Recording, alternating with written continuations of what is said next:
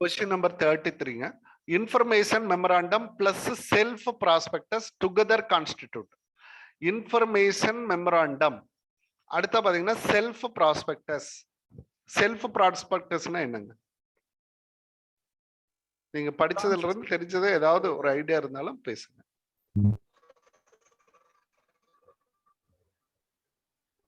Self sir ஒரு share கூட இன்னொரு ஷேர் ப்ராஸ்பெக்ட்லயே 2-3 ஷேர் நார்மலா வந்து ப்ராஸ்பெக்ட் இஷ்யூ பண்ணா ஒரு ஷேர் அதர்வைஸ் நம்ம வந்து அது கூடவே இன்னும் class of various class of shares சேர்த்து வெளியிடலாம் சார். ஒரே ஒரு வருஷத்துக்கு 2 வருஷத்துக்கு சேர்த்து இப்படி ஒரே ப்ராஸ்பெக்டஸ் வெளியிடலாம் sir. Self prospectus.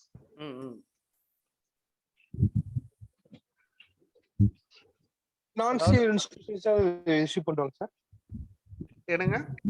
Financial institution issue பண்றது அவங்க தான் பண்றாங்க. செல்ஃப் ப்ராஸ்பெக்டிங் இல்ல கம்பெனி எல்லாரும் பண்ணலாம். Okay okay. இது எல்லாரும் பண்ணலாங்க. அவங்க இஷ்யூ பண்றது ஒரு பேர் இருக்கு. அது என்னதுங்க? ரெட் ஹியரிங் நான் சொல்றேன். Red hearing. Red hearing. Red hearing sir. Red herring hearing prospectus. இன்னைக்கு ஒரு இது கூட ஒன்னு போட்டிருப்பேன் உங்களுக்கு. ஒரு क्वेश्चन கூட நான் வந்து கேட்ட குரூப்ல போட்டிருந்தேங்க. அப்ப ரெட் ஹெரிங்ங்கிறது யாரு சொல்றாங்க?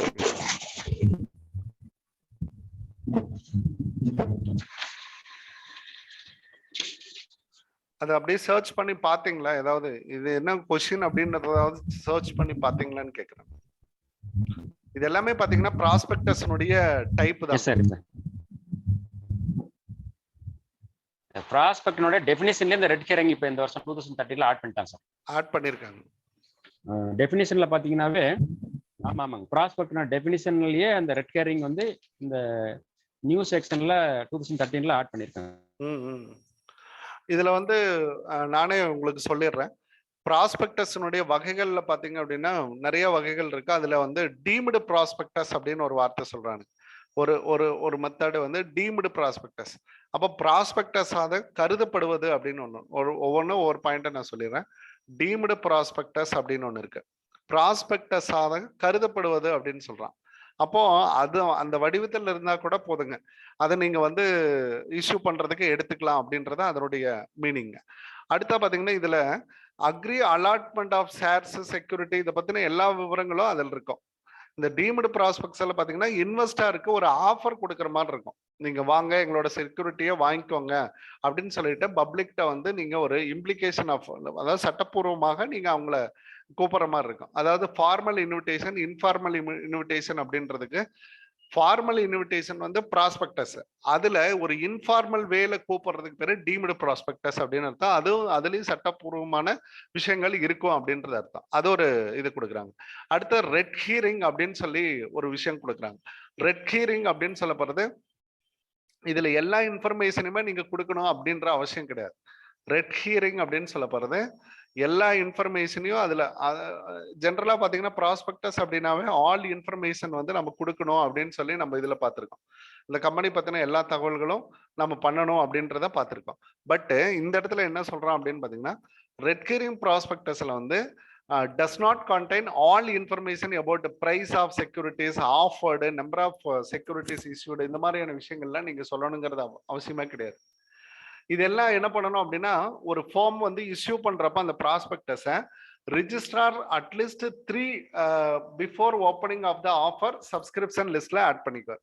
3 நாளைக்கு முன்னாடி நீங்க வந்து ரிஜிஸ்ட்ரார்ட்ட கொண்டு போய் சப்மிட் பண்றீங்க இல்லைங்களா? ஒரு என்ன சொல்றோம் அப்படின்னா கல்யாணம் செய்யறதுக்கான ஒரு ஒப்புதல் பதிவு, ஒரு ஒப்புகை பத்திரம் அப்படின்னு அர்த்தம். அந்த மாதிரி கல்யாணத்துக்கு முன்னாடி செய்யக்கூடிய ஒரு திருமண ஒப்புகை பத்திரம் அப்படின்னு சொல்ற மாதிரி இந்த ரெட் ஹியரிங் ப்ராஸ்பெக்டஸ் வந்து ரிஜிஸ்டர்ட்ட 3 days முன்னாடி கொண்டே பண்ணிடுவாங்க. அதுக்கப்புறம் ஆஃபருக்கு போவாங்க. 3 days பிஃபோராவே வந்து என்ன பண்ணிடுவாங்க அப்படின்னா சப்மிட் பண்ணிட்டு அதுக்கப்புறம் ஆஃபர் போவாங்க. அடுத்தது என்ன பிரைஸ் பிஃபோர் பிரைசிங் ஃபிக்ஸ் பண்ணுவாங்கல சார்? அதுக்கு அந்த அதாங்க ஒரு ஃபார்முலா மார்க்கெட்டிங் இஷ்யூ பண்றதுக்கு முன்னாடி டேட்டுக்கு முன்னாடி அந்த பிரைஸை வந்து ஃபிக்ஸ் பண்ணுவாங்க. கண்டிப்பா ஃபிக்ஸ் பண்ணுவாங்க. அது வந்து ஃபிக்ஸ் பண்ணி நீங்க சொல்லிடணும். அதே சமயம் பிட்டிங்ல வந்து அதிகமானாலும் நீங்க இன்ஃபார்ம் பண்ணிக்கலாம்.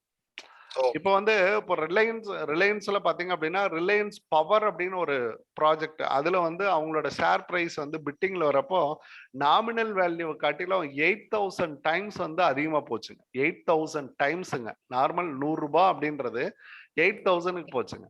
800 டைம்ஸ் வந்து அதிகமா போச்சு அப்படின்னு சொல்லுவாங்க. அந்த மாதிரி சுச்சுவேஷன்லாம் பாத்தீங்கன்னா இந்த செல்ஃப் ப்ராஸ்பெக்டஸ் வந்து நீங்க இஷ்யூ பண்றது நல்லது. இது பெரும்பாலும் பாத்தீங்க அப்படின்னா ஃபைனான்சியல் இன்ஸ்டிடியூஷன் வந்து இதை ஆஃபர் பண்ணுவாங்க. ஏன்னா அவங்களுக்கு வந்து நிறைய பப்ளிக்ல வந்து ஒரு ஆஃபர் இருக்கும் அப்படின்றதுக்காக அதை வந்து ஃபாலோ பண்ணுவாங்க. இது செக்ஷன் 31 அப்படின்றது சொல்லும் அப்படின்னு சொல்லுவாங்க. அது அப்போ ரெட் ஹீரிங் ப்ராஸ்பெக்டஸ் வந்து நார்மலா எல்லாருமே பண்றது. செல்ஃப் ப்ராஸ்பெக்டஸ் தான் வந்து இவங்க பண்றது, ஃபினான்சியல் இன்ஸ்டிடியூஷன். நல்லா புரியுது. ரெட் ஹீரிங் வந்து எல்லாமே காமன், இது காமன், ஆல் ஃபார்ம்ஸ் வந்து காமனுங்க. செல்ஃப் ப்ராஸ்பெக்டஸ் தான் வந்து இவங்க மட்டும் பண்ணா போதும். ஃபைனான்சியல் இன்ஸ்டிடியூஷன் பண்றதா செல்ஃப் ப்ராஸ்பெக்டஸ். பிரைவேட் கம்பெனி அது வேற யாரும் பண்ண முடியாது இல்ல சார்? பப்ளிக் இவங்களுக்கு பப்ளிக்ல வரக்கூடிய ஃபினான்சியல் கம்பெனிஸ்ங்க. ஓகே. ஃபினான்சியல் கம்பெனிஸ் மட்டும் இத செல்ஃப் ப்ராஸ்பெக்டஸ்க்கு ஒரு அலௌட் கொடுக்குறாங்க. அதுக்கு செக்ஷன் 31ங்க. இது வந்து 31 அப்படின்னு சொல்றாங்க, ஸ்பெஷல் கேஸ். அது ஒரு வகையான. அடுத்தது வந்து சார், அதாவது ரெட் ஷேரிங்ல வந்துங்க சார் பிரைஸ் வந்து என்னன்னு சொல்ல மாட்டாங்க சார், எவ்வளவு ஷேர் இஷ்யூ பண்றேன்னு சொல்ல மாட்டாங்க சார். ஒரு ப்ரீ டிட்டர்மின்ட், அதாவது ப்ராஸ்பெக்டஸ் இஷ்யூ பண்றதுக்கு முன்னாடியே வந்து இஷ்யூ பண்ணுவோம். ஒரு என்னென்ன ஃபைல் இருக்குங்க சார், டீசர் மாதிரி. அதுதான் சார் ரெட் ஷேரிங். கரெக்ட்டுங்க. டீசர் மாதிரி ரெஜிஸ்டர்ட்ட மட்டும் சப்மிட் பண்ணிடுவாங்க. அது வந்து பப்ளிக் ஆஃபர்ட்டே போகாது. அப்புறம் வந்து கவுண்டர் டிக்கெட் விக்கிற மாதிரிங்க. அப்ப எவ்வளவு வேணாலும் பிரைஸ் உங்களுக்கு அதிகம் இருக்கலாம்.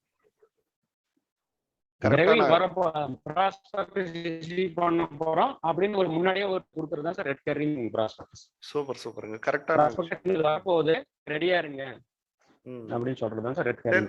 செல்ஃப் ப்ராஸ்பெக்டஸ்லயே அதே மாதிரி 1 or more ப்ராடக்ட்டை வந்து நீங்க ஆட் பண்ணிக்கலாங்க. 1 or more செக்யூரிட்டிஸ் வேணாலும் நீங்க ஆட் பண்ணிக்கலாம். ஒரே மாதிரியான இதுக்கு தான் போடணும் அப்படின்றது கிடையாது. 1 or more செக்யூரிட்டிஸ் வந்து ஆட் பண்ணிக்கலாம், செல்ஃப் ப்ராஸ்பெக்டஸ் கொடுத்துக்கலாம். இதுல 4வது இன்னொரு மெத்தட் இருக்கு, ஆர்பிட்ரேஜ்டு ப்ராஸ்பெக்டஸ் அப்படின்னு சொல்லுவோம். ஆர்பிட்ரேஜ்டு ப்ராஸ்பெக்டஸ் அப்படின்னு சொல்லுவோம் ஒரு வார்த்தை. ஆர்பிட்ரேஜ்டு ப்ராஸ்பெக்டஸ் அப்படின்னு சொல்ல போறது இது வந்து என்ன அப்படின்னு பாத்தீங்கன்னா லைக் அ மெமராண்டம் தான். இட் கான்டென்ஸ் எல்லாமே இருக்கும். செபியால வழங்கப்படக்கூடியதுங்க. அதாவது செபியால வழங்கப்படக்கூடிய ஃபியூச்சர்ஸை உடைய ஒரு வகையான ப்ராஸ்பெக்டஸ் அப்படின்னு சொல்லலாம். இதுல என்ன அப்படி இருக்கும் அப்படின்னு பாத்தீங்க அப்படின்னா இன்ஃபர்மேஷன் வந்து ரொம்ப பிரீஃபா இருக்கும். லைக் ஏ ப்ராஸ்பெக்டஸ் சொல்ற அளவுக்கு இன்ஃபர்மேஷன் பிரீஃபா இருக்கும். இன்வெஸ்டருக்கு என்ன அப்படின்னா டெசிஷன் மேக்கிங்க்கு வந்து ரொம்ப ஃபர்தர் ஒரு யூஸ்ஃபுல்லா இருக்கும். ஃபர்தர் வந்து அதுல அவ்வளவு விஷயங்கள் நிரப்பப்பட்டதாக இருக்கும். அப்போ ஃபுல் ஆஃப் இன்ஃபர்மேஷனோட இருக்கும் அப்படின்னு நீங்க எடுத்துக்கலாம். ஆர்பிட்ரேஜ்டு ப்ராஸ்பெக்டஸ் அப்படின்ற. அப்போ இதுல வந்து ஃபுல் ஆஃப் ப்ராஸ்பெக்ட், அதாவது செபியால கொடுக்கப்பட்ட எல்லா விஷயங்களையும் உள்ளடக்கியதாக இருக்கும். செபி வந்து சொல்லக்கூடிய கைட்லைன்ஸ் அத்தனையுமே உள்ளடக்கியதாக இருக்கும். ஃபுல் ஆஃப் இன்ஃபர்மேஷன் இருக்கும். ஃபுல் ஆஃப் இன்ஃபர்மேஷன் நிறைய ஹெவியா கொடுத்துருப்பாங்க. அப்போ இதுல எல்லாம் பாத்தீங்க அப்படின்னா அந்த மாதிரி இருக்காது. இது வந்து ஒரு ட்ரையல், அவர் சொன்ன மாதிரி ஒரு டீசர் மாதிரி தான், ஒரு படத்துக்கான முன்னோட்டம் அப்படின்றத ரெட் ஹியரிங் ரிஜிஸ்டர்ட்ட மட்டும் தான் பண்ணுவாங்க. செல்ஃப் ப்ராஸ்பெக்டஸ் வந்து பப்ளிக் ஃபினான்சியல் கம்பெனிஸ் மட்டும் பண்றாங்க அப்படின்னு அர்த்தம். இது எல்லாமே 2013 ஆக்ட்ல வந்திருக்கு. 2013 ஆக்ட்ல வந்திருக்கு. எல்லாமே புதுசு பார்த்துக்கணும். அப்போ செல்ஃப் ப்ராஸ்பெக்டஸ் அப்படின்னு சொல்ல போறது ஃபைனான்சியல் கம்பெனிஸ். இது வந்தாவே, இந்த பேர் வந்தாவே நம்ம இப்படி எழுதிக்கலாம், ஃபைனான்சியல் கம்பெனிஸ். அப்படின்னா யாருங்க? பேங்க், அதர் பப்ளிக் செக்டர், பேங்க்ல வழியா இருக்கக்கூடிய பப்ளிக் லிமிடெட் பேங்க்ஸ் அப்படின்னு அர்த்தம். பப்ளிக் லிமிடெட் பேங்க்ஸ் கம்பெனிஸ் ஆக்ட்ல பதிவு செய்யப்பட்ட வங்கி மற்றும் வங்கி அல்லாத நிறுவனங்கள். அது கூட என்ன பண்ணணும் அப்படின்னா இன்ஃபர்மேஷன் மெமராண்டம், இந்த ரெண்டையும் வந்து சேர்த்து கொடுக்கறதா. நான் சொன்னேன் இல்லைங்களா, இந்த ஃபினான்சியல் கம்பெனிஸ் எல்லாம் இந்த 1 or more செக்மெண்டேஷனுக்குள்ள வந்துட்டு ஒரே மாதிரி இதை பண்ணிக்குவாங்க. இது ஆல்மோஸ்ட் லைக் ப்ராஸ்பெக்டஸ் தான். Information memorandum plus self prospectus together constitute financial கம்பெனிஸ்க்கு வந்து ப்ராஸ்பெக்டஸ் அப்படின்ற பேர்ல நமக்கு வரும். அப்போ ஆர்டிக்கல் அதை தாண்டிங்க நீங்க வந்து எதை தான் பார்க்கணும் அப்படின்னா ப்ராஸ்பெக்டஸ். அது செல்ஃப்ங்கிறது வந்து அதுதான். அது வந்து ஒரு கேள்வியில இருந்ததை அப்படியே எடுத்திருக்கேன். அப்பதான் ஒரு புது நாலேஜா இருக்கும் அப்படின்றதுக்காக. அடுத்தது the liability of the member if the company is limited by current. சொல்லுங்க. சார் தமிழ்ல நிறைய அளவு தகவல் அறிக்கைன்னு சொல்றாங்க சார். செல்ஃப் ப்ராஸ்பெக்டஸ்க்கு செல்ஃப் ப்ராஸ்பெக்டஸ்க்கு நிறைய அளவு நிறைய அளவு தகவல் அறிக்கை. தகவல் அறிக்கை ரெட் ஹியரிங்க்குங்க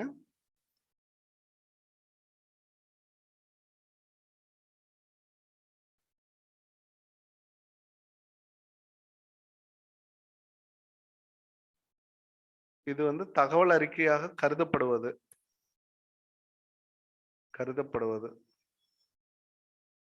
இதுக்குள்ள ஒரு வாய்ஸ் பிரேக் ஆயிருக்கு. அப்புறம் நம்ம பார்த்துடலாம். The liability of member if company is limited by guarantee. Guarantee அப்படின்னு சொல்ல போறது லிமிடெட். இது இதுக்கு வரும், யாருக்கு வரும் அப்படின்னு பாத்தீங்க அப்படின்ட்டா கேரண்டி யாரெல்லாம் ஃபிக்ஸ் பண்றாங்களோ அப்பதான் வரும். அப்போ அவங்களோட லைபிலிட்டியை தாண்டி அதுக்கப்புறம் வரக்கூடியதான் கேரண்டி அமௌண்ட் அப்படின்னு அர்த்தம். இதுலயே வேர்டு இருக்கு.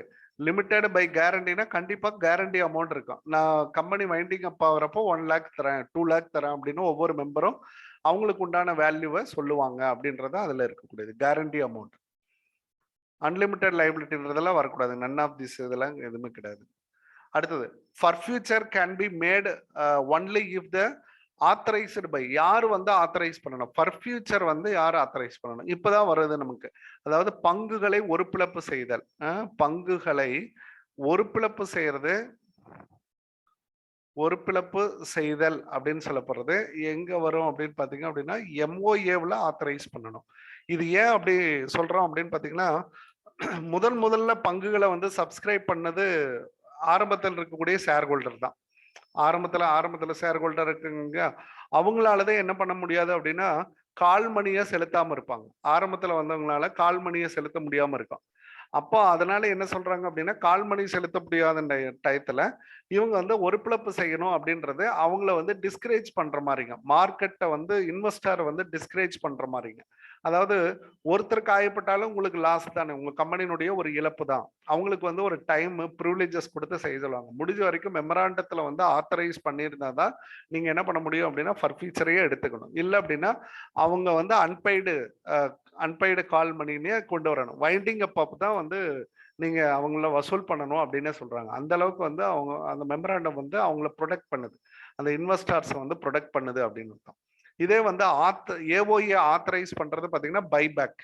அதே மாடல்ல இருந்தாலும் பைபேக் வந்து ஆத்தரைஸ் பண்றது ஏஓஏ தான்.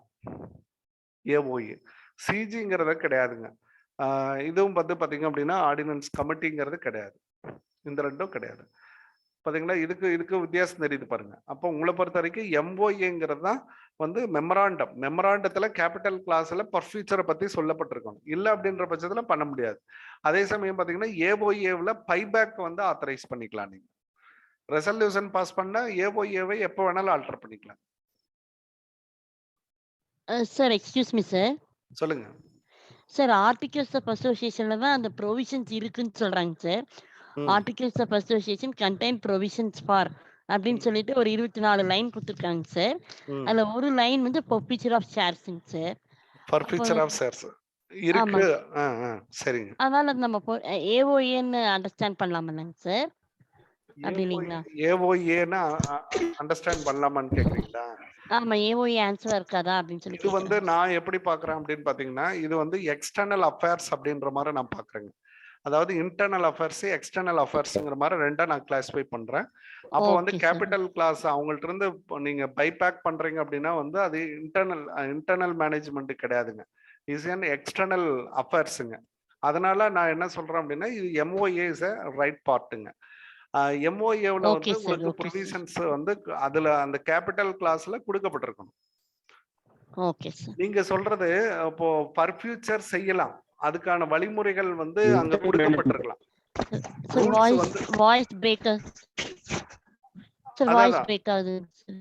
வந்துரும். அதாவது அங்க வந்து உங்களுக்கு என்ன இருக்கலாம் அப்படின்னு பாத்தீங்க அப்படின்ட்டா ஒரு சரத்து வேணா இருக்கலாம். ஃபார் ஃபியூச்சர் சார் இருக்கு. வாய்ஸ் பிரேக் ஆகுதுங்க சார். வாய்ஸ்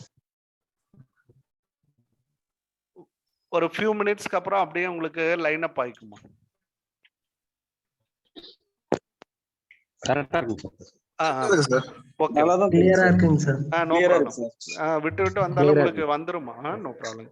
அதாவது நான் இந்த இடத்துல எப்படி பாக்குறேன் அப்படின்றது என்னோட வியூ சொல்லிடுறேன். அதாவது எம்ஓஏ பொறுத்த வரைக்கும் நம்ம எக்ஸ்டர்னல் அஃபேர்ஸ் தான் நம்ம பார்ப்போம், வெளியுறவு தான், அதுதான் எம்ஓஏ பேசும். இன்டர்னல் மேனேஜ்மெண்ட்டும் உள்ள இருக்கக்கூடிய நடைமுறைகள் தான். அப்போ அது வந்து பேசும். இப்போ ஸ்டூடெண்ட்டை வந்து டிசி கொடுத்துருவேன் அப்படின்னு நம்ம சொல்றோம் இல்லைங்களா, நம்ம நீ ஏதாவது பண்ணா டிசி கொடுத்துருவோம் அப்படின்னு சொல்றோம்.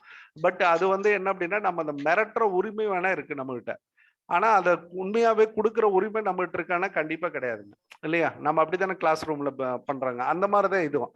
அப்போ அவங்களுக்கு வந்து ஒரு ரூல்ஸை வேணா நீங்க வகுக்கலாம், ஏஓஏவில் வந்து வகுக்கலாம். அதாவது இப்படி இந்த மாதிரியான ஒரு சுச்சுவேஷன்லாம் நாங்க வந்து ஒரு பிளப்பு செஞ்சிருவோம் அப்படின்னு சொல்லிட்டு பங்குதாரர்களுக்கு நீங்க ஒரு ரூல்ஸ் ரெகுலேஷன் வேணா வரையறுக்கலாம். இப்போ ஏஓஏவில் அது கரெக்டுங்க, அவங்களுக்கான வழிமுறைகளை கொடுக்குறீங்க. பட்டு அதுல வந்து உண்மையாவே ஆத்தரைஸ் பண்றது எம்ஓஏ தாங்க, அதுதான் வந்து கரெக்டான விஷயங்க. அடுத்தது, under which section a private company can voluntarily converted into public company? இது எல்லாருமே நீங்க டெஸ்ட் எழுதிருந்து இன்னைக்கு காலையில வந்து இந்த கொஸ்டின் தான் வந்து நான் உங்களுக்கு ஆஸ்க் பண்ணியிருந்தேங்க, ஒரு மெசேஜில் வந்து நான் கொடுத்துருந்தேன். அப்போ வந்து நீங்க எடுத்து பாருங்க அப்படின்னு. எந்த ஒரு செக்ஷன் அடிப்படையில் ஒரு பிரைவேட் கம்பெனி, அதாவது ஒரு தனி நிறுவனம் என்ன பண்ணலாம் அப்படின்னா, வாலண்டரியாகவே, அதாவது தாமாகவே என்ன பண்ண முடியும், தாமாகவே வந்து கன்வெர்ட் பண்ணிக்கலாம், மாற்றிக்கொள்ளலாம். எதுவாக? பொது நிறுவனமாக மாற்றிக்கலாம். இது வந்து உங்களுக்கு இதுல கொடுத்துருக்காங்களா?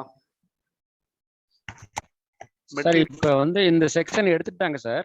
இப்ப 2013ல இந்த section conversion by choice or volition section 44 வந்து விருப்பத்தின் மூலம் மாறுதல் வந்து எடுத்துட்டாங்க சார். அந்த செக்ஷன் இப்ப இல்லைங்க சார். சரிங்க. பட் வந்து செக்ஷன் 44 கரெக்ட் சார்.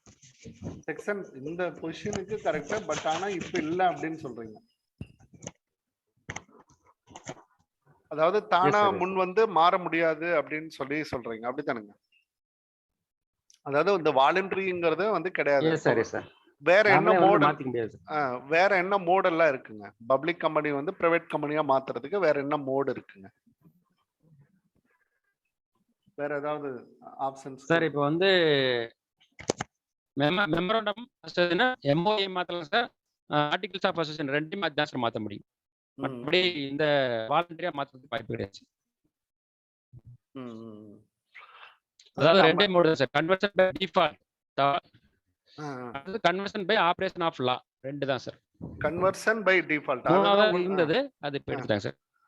அதுதான் வந்து இப்போ உங்கள்ட்ட கேட்கிறேன். அதாவது கன்வர்ஷன் பை டிஃபால்ட் இல்லைங்க,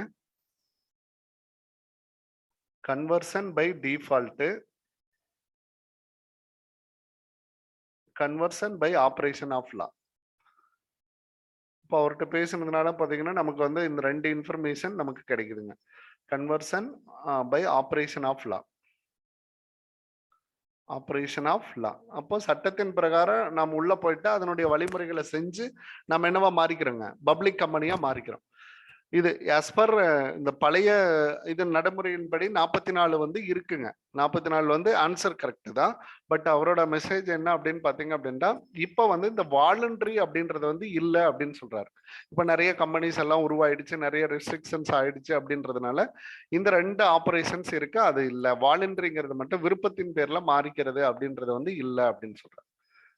விருப்பத்தின் பேர்ல தானாவே மாறிக்கிறது ஆப்ஷன் வந்து கிடையாது. இப்ப மற்ற ரெண்டு இருக்கு. டிஃபால்ட் அப்படின்றதும் சட்டத்தினுடைய வழிமுறைகளை பின்பற்றி வரது. அப்ப அது வந்து உங்களுக்கு இன்டர்னலா உங்களுக்கு இருக்கும். எம்ஓஏவில் நீங்க ஸ்ட்ரக்சர் பண்ணலாம், ஏஓஏவில் நீங்க நிறைய ஸ்ட்ரக்சர் பண்ணி அதை ரிஜிஸ்டர்ட் இது பண்றது. அதே மாதிரி பாத்தீங்கன்னா புது கம்பெனியாவே தோற்றுவிக்கிற மாடல், புதிய மாடலாவே நீங்க தோற்றுவிக்கிற மாடல்ல உருவாக்குறது அப்படின்னு அர்த்தம் ஆபரேஷன் பைல. நல்ல விஷயம் தாங்க. இந்த ரெண்டு மோட் இருக்கு, அது வந்து 44ங்கிறது மனசுல வச்சுக்கோங்க. In which of the following companies a member does not have a right to appoint as a proxy? இந்த ப்ராக்சின்னு வரப்போ நம்ம நல்லா பார்க்கணுங்க. பஹரால வந்து அப்பாயிண்ட் பண்றோம் இல்லைங்களா, யாருக்கு ரைட்ஸ் இருக்கு? பஹரால் ரைட் டு அப்பாயிண்ட். அப்போ உரிமை பஹரால நம்ம வந்து அப்பாயிண்ட் பண்ற உரிமை யாருக்கு இருக்கு அப்படின்றத நமக்கு ரொம்ப முக்கியம். Which of the following companies does not அப்படின்னு ஒரு வார்த்தை சொல்றேன். இந்த மாதிரியான இடத்துல தான் நம்ம தப்பு பண்ணுவாங்க இல்லைங்க. டஸ் அப்படின்றது ஒரு மெத்தடு, டஸ் நாட் அப்படின்றது ஒரு மெத்தடு இல்லைங்க. யாருக்கு உரிமை இருக்கு, யாருக்கு உரிமை இல்லை அப்படின்னு அர்த்தம். இந்த இடத்துல யாருக்கு உரிமை இல்லை. Public company having share capital, கண்டிப்பா உங்களுக்கு உரிமை இருக்கு இல்லைங்களா. ஷேர் கேபிட்டலால வரையறுக்கப்பட்ட ஒரு கம்பெனிஸ், பப்ளிக் கம்பெனிஸ்க்கு கண்டிப்பா உரிமை இருக்கு. அடுத்த பாத்தீங்கன்னா public company not having share capital, share கேபிட்டலே இல்ல அப்படின்ற பட்சத்துல யாரு இருப்பாங்க? ஷேர் கேபிட்டல் இல்லாதது யார் இருப்பாங்க அப்படின்னு பாத்தீங்க அப்படின்னா இந்த கம்பெனிஸ் பை நான் ப்ராஃபிட் ஆர்கனைசேஷன் வருவாங்க இல்லைங்க. நான் ப்ராஃபிட் இவங்க எல்லாம் வருவாங்க. அப்போ அதுதான் நம்ம அண்டர்ஸ்டாண்டிங் வந்து இப்படிதாங்க. அவங்க இல்லைன்னா வேற யார் இருப்பாங்க? இப்படி எடுத்துக்கிட்டீங்கன்னா உங்களுக்கு மறக்கவே மறக்காதுங்க. அதுதான் நாலேஜ். நாலேஜ் தான் உங்களை சக்சஸ் பண்ண வைக்கும். நான் ப்ராஃபிட் ஆர்கனைசேஷன், என்ஜிஓ, ட்ரஸ்ட் இந்த மாதிரி எல்லாம் உருவாக்கப்படக்கூடிய கம்பெனிஸ், அவங்கள்ட்ட ஷேர் கேபிட்டலே இல்லை அப்படின்றப்போ அங்க எதுக்குங்க ப்ராக்சி இல்லைங்க. ஓட்டு போடுற உரிமையே, அதாவது இல்ல ஷேர் கேபிட்டலே இல்லைங்கிறப்போ ஓட்டுங்கிறதே உங்களுக்கு இல்லை. அப்போ ஓட்டு இல்லாத இடத்துல ப்ராக்சியே உங்களுக்கு தேவையில்லைங்க. அப்போ அதுக்கு நமக்கு தேவை. அடுத்து private company not having share capital, இது வந்து பிரைவேட் கம்பெனிக்கு பொருந்தாதுங்க, இது விட்டுருங்க. அப்போ இதுல இவங்களுக்கு தான் வந்து உரிமை இருக்கு. அப்போ இவங்களுக்கு வந்து உரிமை உள்ளது அப்படின்னு அர்த்தம். பப்ளிக் கம்பெனிக்கு தான் உரிமை உள்ளது அப்படின்னு நம்ம எடுத்துக்கலாம். சரி, இப்போ இந்த இடத்துல ஒரு உரிமை பிரைவேட் கம்பெனிக்கு வந்து பகரால் உரிமை இருக்குங்களா இல்லையா? பிரைவேட் கம்பெனிக்கு பகரால் உரிமை அப்படின்றது இருக்கா இல்லையான்னு நான் இருக்கு. டவுட் வருதுங்க இல்லங்க. இருக்கு சார். நாட்னு வந்தா ஒரு டவுட் வந்துருதுங்க சார். இருக்குங்க சார். பிரைவேட் கம்பெனிக்கு அண்டர் செக்ஷன் 8ல வர கம்பெனிஸ்க்கு லிமிடெட் பை கேரண்டி எல்லாத்துக்குமே உண்டுங்க sir. Only public company share capital not having share capital மட்டும் தான் சார் வராது, மற்ற எல்லாத்துக்குமே வருங்க சார். எல்லாத்துக்குமே வரும், கரெக்ட். இருந்தாலும் ஒரு செக் பண்ணிக்கலாம் இல்லைங்களா, அதுவும் வந்து ஒரு நல்ல விஷயம் தான். பிரைவேட் கம்பெனிக்கு having the rights of appoint, நம்ம என்ன சொல்லலாம் அப்படின்னாங்க ப்ராக்சி இல்லைங்க. ஏன்னா அதாவது ப்ராக்சிங்கிறவங்க எங்க வருவாங்கன்னு மட்டும் நீங்க யோசிங்க. எப்ப ப்ராக்சி வருவாங்க? ஜெனரல் மீட்டிங்ல தான் வருவாங்க. நல்ல ஞாபகத்தில் இருக்கு இல்லைங்களா, ஜெனரல் மீட்டிங்ல தான் வருவாங்க.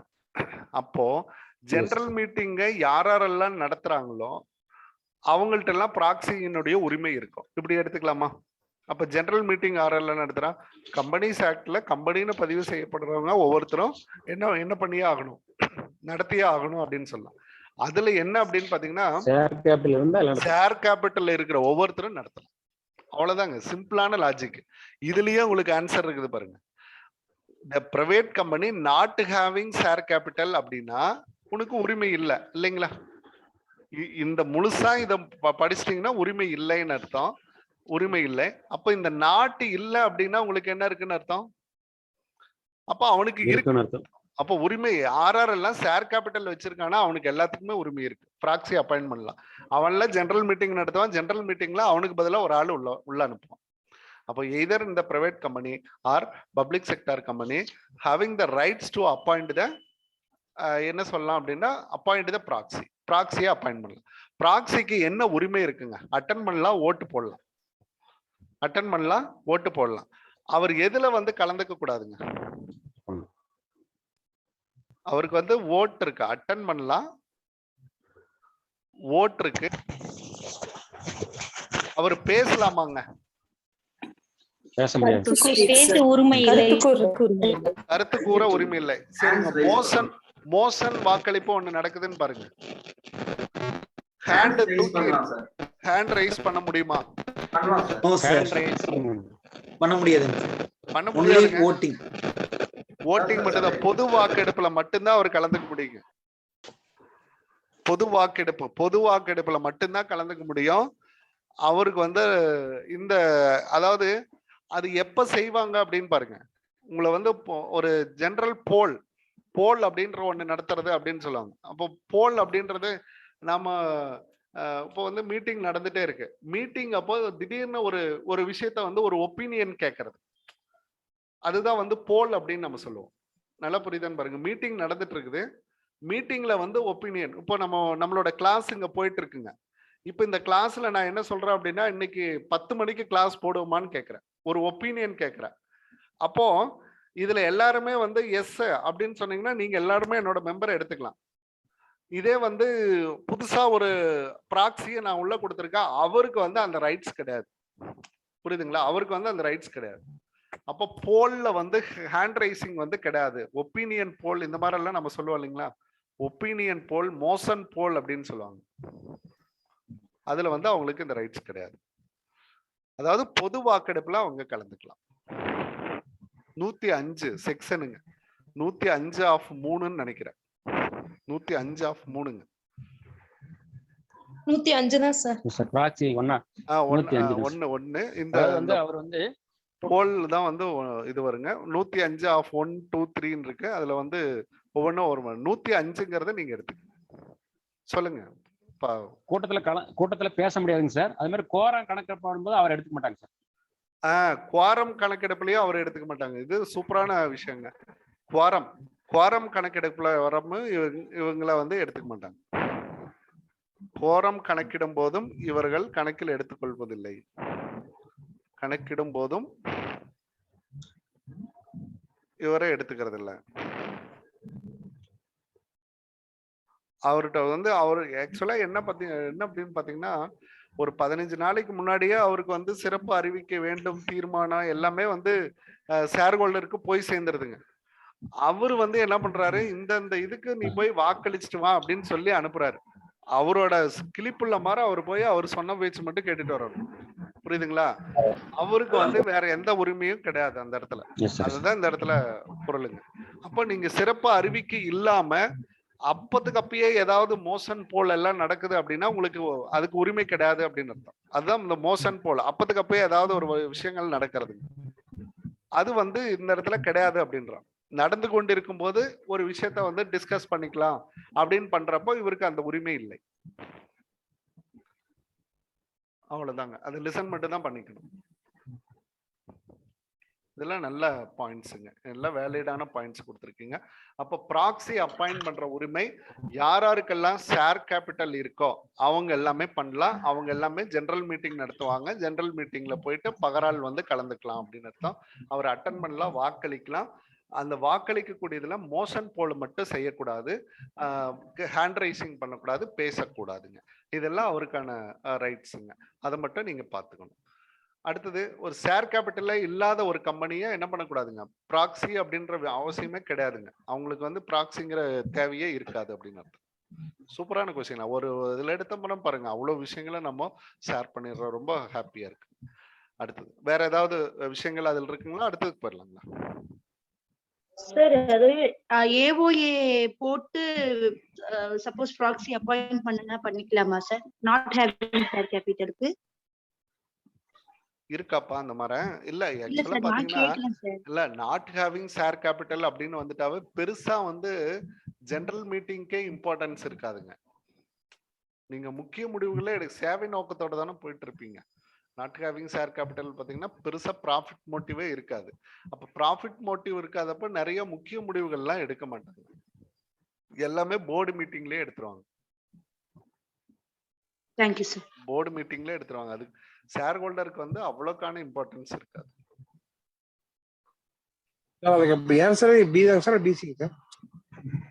இது ஆன்சர் வந்து பி கரெக்ட்டுங்க. அதாவது இங்க நாட்டு யாருக்கு உரிமை இல்லை. அப்போ வந்து இது இந்த இடத்துல பிரைவேட் கம்பெனி அப்படின்ற வர்றதுனால இந்த கொஸ்டின் ரைஸ் பண்றீங்க. கரெக்ட் தான்.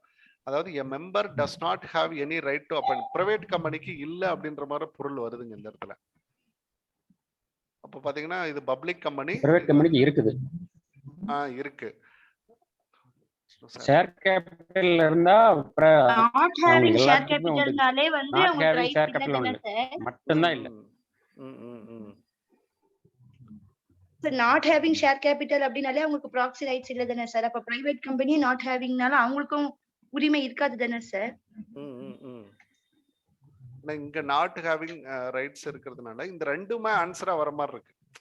அதாவது பியும் ஆன்சரா வர மாதிரி இருக்கு, சியும் ஆன்சரா வர மாதிரி இருக்கு. இதுலயும் நாட் இருக்கு, இதுலயும் நாட் இருக்குல்லங்க. இது எடுக்கிறப்ப பாத்தீங்கன்னா இதையும் நம்ம எடுத்துக்கலாம். அது வேணா ஒரு வாட்டி செக் பண்ணிடலாங்க. அந்த கொஸ்டின்ஸ் கூட நம்ம செக் பண்ணிடலாம். ஒருவேளை ஆப்ஷன் கூட நான் தப்பா கொடுத்துருக்கலாம். அது அது அது ஒரு நல்ல கான்செப்ட்.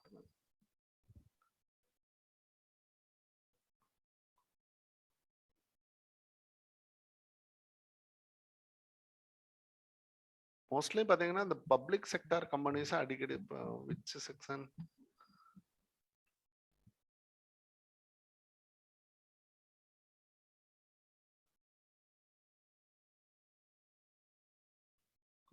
நல்ல கொஸ்டின்ஸ் வந்து நம்மள வந்து பயங்கரமா யோசிக்க வைக்குதுங்க சார். வந்து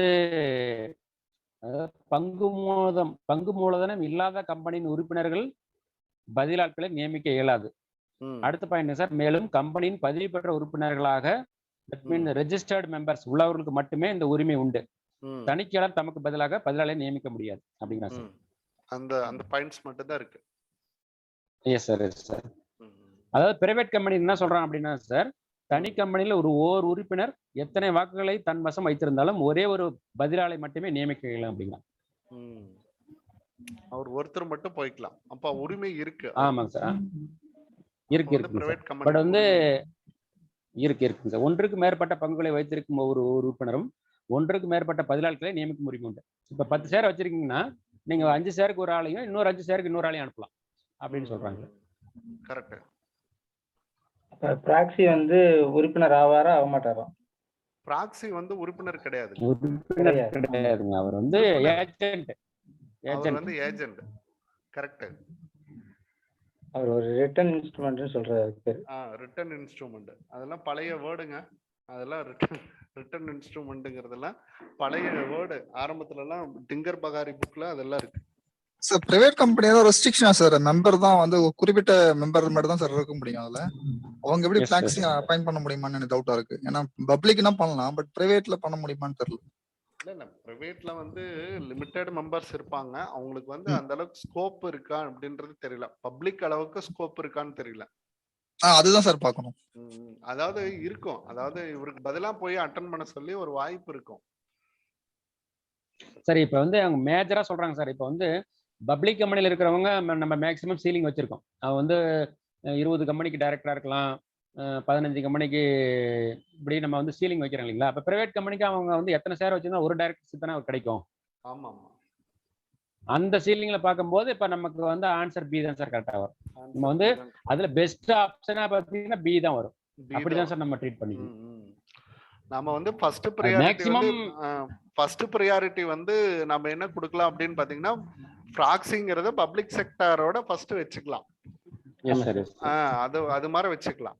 அது ரொம்ப குரூசியலா போயிட்டு பிரைவேட்டுக்கு நம்ம வந்து சர்டைன் லிமிட்ஸ் தான் நம்ம கொடுக்குறோம். அதுல போயிட்டு அதிகமா நம்ம ஃபோக்கஸ் பண்றது இல்லை. நம்மளோட அனைத்து சரத்துகளுமே வந்து பப்ளிக் செக்டரை பத்தி தான் இருக்கு. அந்த மாதிரி நம்ம அதுக்காக தான் படிக்கிறோம் அப்படின்றதுதான்.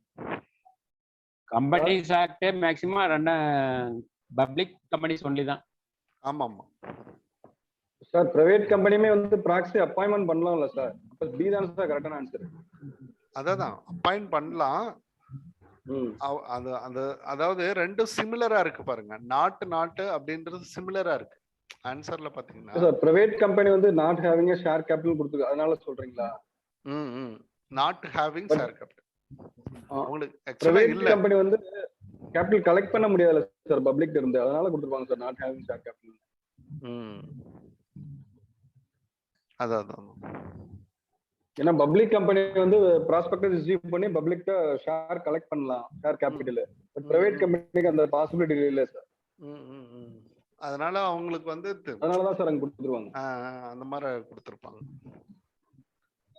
அதாவது எல்லா கம்பெனிஸை பொறுத்தளவுக்கு அவங்களுக்கு அந்த கலெக்ட் பண்ற உரிமை இல்லை. பட் அவங்க வந்து ஒரு ஷேர் கேபிட்டல இடுவாங்க. அவங்க வந்து ஒரு ஷேர் கேபிட்டல இட்டு தான் வந்து பிரைவேட் கேபிட்டல்ல கம்பெனி வந்து ஸ்டார்ட் பண்ணுவாங்க.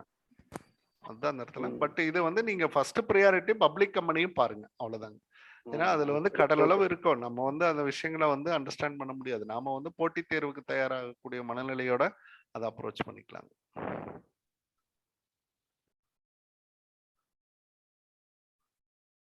அடுத்தது பாத்தீங்க அப்படின்னா accepting deposit from public in case of private company. Accepting deposit from public in case of private company.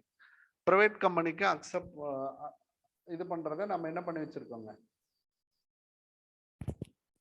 நம்ம வந்து ப்ராஹிபிட்டட், ரெஸ்ட்ரிக்டட், அக்செப்டட் இந்த 3 வார்த்தைக்கு விரிவாக்கம். அதாவது அக்செப்டபிள் அப்படின்னா ஏற்கப்படுகிறது,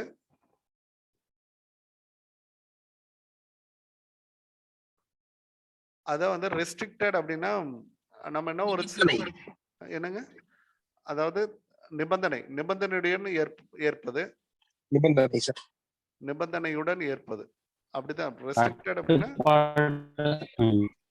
அதாவது ஏற்பதுங்க. ப்ராஹிபிட்டட் அப்படின்னா புறக்கணிப்பதுங்க, புறக்கணிப்பது தடைதான், தடை. அதாவது பப்ளிக் செக்டர், பப்ளிக் கம்பெனிக்கு மட்டும்தான் உரிமை இருக்குங்க. அக்செப்டிங் டெபாசிட், இன்வெஸ்டிங் பப்ளிக்கை வந்து சப்ஸ்கிரைப் பண்ண சொல்றது வந்து பப்ளிக் கம்பெனிக்கு மட்டும்தான் உரிமை இருக்கு. பிரைவேட் கம்பெனிக்கு அது வந்து கிடையாதுங்க. ரெஸ்ட்ரிக்டட் அப்படின்றத காட்டிலும் ப்ராஹிபிட்டட் தான் கரெக்டான வார்த்தைங்க. அது வந்து தடை விதிக்கப்பட்டது, அவங்களுக்கு வந்து கிடையாது. அந்த மாதிரி பப்ளிக்கிட்ட வந்து நீங்க எந்த ஒரு இது, அப்போ வந்து இந்த கமர்ஷியல் பேப்பர் எல்லாம் அவங்க இஷ்யூ பண்ண முடியாது. கமர்ஷியல் பேப்பர் எல்லாம் பாத்தீங்கன்னா இது மாதிரி தான். கமர்ஷியல் பேப்பர் இஷ்யூ பண்றது எல்லாமே பாத்தீங்க அப்படின்னா பப்ளிக் செக்டர் கம்பெனிஸ் தான் வரும். Am I correct or not? Correct sir. Yes sir. Share மாதிரியே நீங்க only public sector only. ஆமா, ஷேர் மாதிரியே நீங்க என்ன பண்ணலாம் அப்படின்னா கமர்ஷியல் பேப்பரை இஷ்யூ பண்ணலாம். ஒரு கார்ப்பரேட் செக்டர் பண்ணக்கூடியது. அது மணி மார்க்கெட் இன்ஸ்ட்ருமெண்டா நீங்க கொண்டு போயிட்டு நீங்க ட்ரேடிங் பண்ண முடியும். அது ஒரு மாடல்ல நீங்க ட்ரேடிங் பண்ணலாம். பாண்ட் மாதிரி தான் அது. பேசிக்கா ப்ராஸ்பெக்டஸ் கொடுக்கணும்ல சார். ப்ராஸ்பெக்டஸ் எங்க தடப்பறது சார். ப்ராஸ்பெக்டஸ் இல்லாதபோது எந்த விதமான டெபாசிட்டும் ப்ராஸ்பெக்டஸே இல்லங்கறப்போ அது வந்து கிடையாது அப்படின்னு. நல்ல வார்த்தை தான், நல்ல அண்டர்ஸ்டாண்ட் சார். அந்த முந்தின இதுக்கு சார் 105 செக்ஷன் 105 சப்செக்ஷன் 1 பிரகாரம் என்ன சொல்றாங்கன்னா sir, can appoint a proxy, however a proxy cannot be appointed by a member of a company not having a share capital unless the articles provide for it. ஆர்டிகல்ஸ்ல provide பண்ணலன்னா sir அப்படி சொல்றாங்க sir. ஆர்டிகல்ஸ்ல provide பண்ணலனா தான் நீங்க பண்ணணும் அப்படின்றாங்க. ஆமா சார். 2013 இந்த ஆக்ட் அதான் ஒவ்வொன்றும் ஒவ்வொரு அண்டர்ஸ்டாண்டிங்ல இருக்குங்க.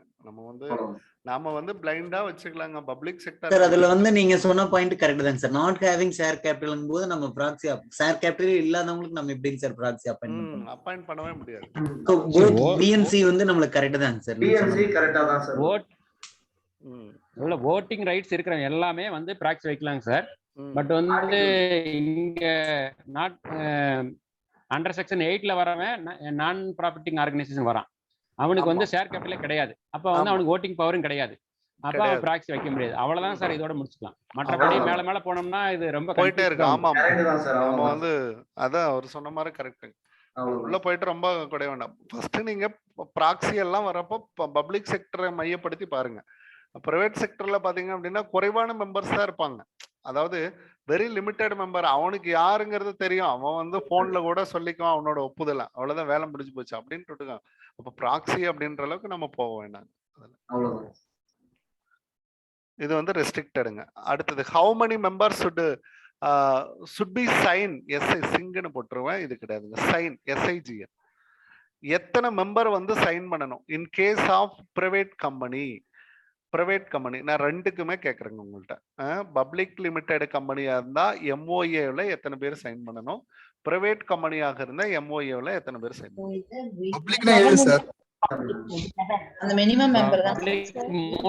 மூணு. இதுக்கு வந்து ரெண்டு. எம்ஓஏவில் சைன் பண்றவங்க 3 பேர் தாங்க, 7 பேர் நீங்க வரக்கூடாது. புரியுதுல? 7 பேர் மினிமம். பட் சைன் பண்றவங்க பாத்தீங்க அப்படின்னா 3 பேர் மட்டும் இருந்தா போதும். 3 பேர் தான் கரெக்ட். பப்ளிக் கம்பெனியாக இருந்தா 3 பேரும், பிரைவேட் கம்பெனியாக இருந்தா 2 பேரும் கண்டிப்பா சப்மிட் பண்ணணும். மினிமம் நம்பர் ஆஃப் டைரக்டர்ஸ் எவ்வளவுங்க பப்ளிக் லிமிடெட் கம்பெனில? 3 பேர். அதே 15 3 பேர் தான் சார். அதே அவ்வளவுதான். அதே சரிங்க சார். 3 பேர் தான் சார். அவ்வளவுதான். இவங்கதான் டைரக்டர். வேலை முடிஞ்சு போச்சு. இவங்கதான் டைரக்டர். இவங்கதான் நீங்க என்ன பண்ண முடியும்? அப்ப அவங்க வந்து MOAல சைனே பண்ண முடியும். அப்படி நினைச்சுக்கிட்டீங்கன்னா வேலை முடிஞ்சு போச்சு. உங்க director. First director. First director. சூப்பருங்க. First director. பிரைவேட் கம்பெனில எத்தனை பேர் இருக்கு டைரக்டர்? 2 பேர் சார். 2 பேர். அவ்வளவுதாங்க. இந்த அண்டர்ஸ்டாண்டிங் தான் உங்களுக்கு வரணும். அப்ப டைரக்டர்ஸ் தான் இந்த இடத்துல வந்து டைரக்டர்ஸ் தான் வந்து MOAல சைன் பண்ணுவாங்க அப்படின்றத மட்டும் நீங்க கொண்டு வந்துட்டீங்கன்னா அப்ப அந்த 3 பேர் 2 பேருங்கிறத நீங்க அந்த ஆஸ்பெக்ட்ஸ் எல்லாம் திங்க் பண்ணிட்டீங்கன்னா உங்களுக்கு தவறுகள் வராது. நீங்க அந்த மினிமம் அப்படின்றத பாத்தீங்கன்னா தவறுகள் வரும். அப்ப 7 பேரு ஒரு வேலை கொடுத்திருந்தா 7 பேர் போட்டிருப்பீங்க. அதனால பாத்துக்கங்க. 7 பேரே ஆப்ஷன் இல்லாதனால